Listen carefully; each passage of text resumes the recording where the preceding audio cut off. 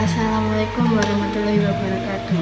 Para rawuh ingkang kula hormati, para keluarga temanten ingkang bagya, sumangga kita sedaya ngaturaken puji syukur dumateng Gusti Kang Maha Agung ingkang sampun maringi kita sedaya nikmat lan rahmat sehingga kula lan panjenengan saged kempal wonten dinten niki kanthi sehat walafiat.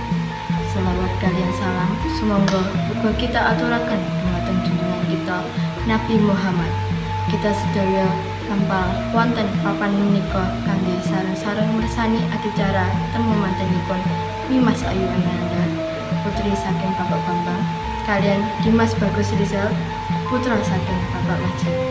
Saderengipun kula dados pranatacara wonten dinten niki badhe ngaturaken lantamani adicara sakmenika nun inggih siji pembuka, kalih panggih temanten, tiga gentalan, sekawan menjadikan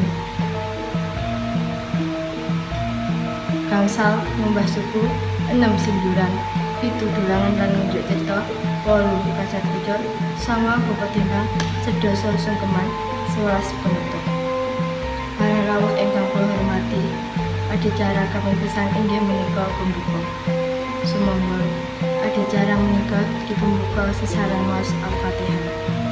Mugi-mugi adicara senangipun saged lancar. Amin. Salajengipun adicara kaping kalih panggih temanten. Sakmenika temanten putri Mijil saking papan angganih busana awak kangge kepanggih temanten kakung. Adicara ingkang kaping 3 inggih menika gentalan. Wancik adicara kaping sekawan inggih menika nidatikan.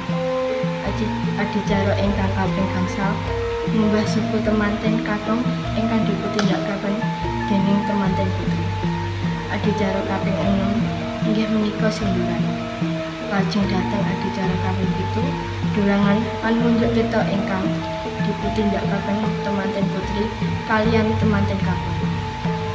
Adicara kaping 8 kacat bujur ingkang ngandhahi makna menawi temanten kakung gadah kewajiban nafkahi keluarga. Lajeng ngajak adicara kaping 9 bobot timbang. Salajengipun inggih menika adicara sungkem temanten kakung kaliyan temanten putri dumateng bapak kaliyan ibu. Para rawuh lan keluarga temanten ingkang bagya, saking pangestu panjenengan sedaya, adicara panggih temanten dinten niki saged rampung nganti lancar. Kula aturaken matur sawun ingkah kathah dumateng panjenengan sedaya. Salajengipun kula dados pranatacara ngaturaken pangapunten ingkang kathah menawi kula wonten kalepatan lan ugi babagan ingkang kirang trep dumateng panjenengan sedaya.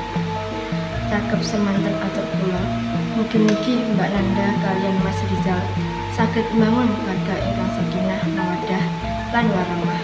Amin amin ya rabbal alamin. Wassalamualaikum warahmatullahi wabarakatuh.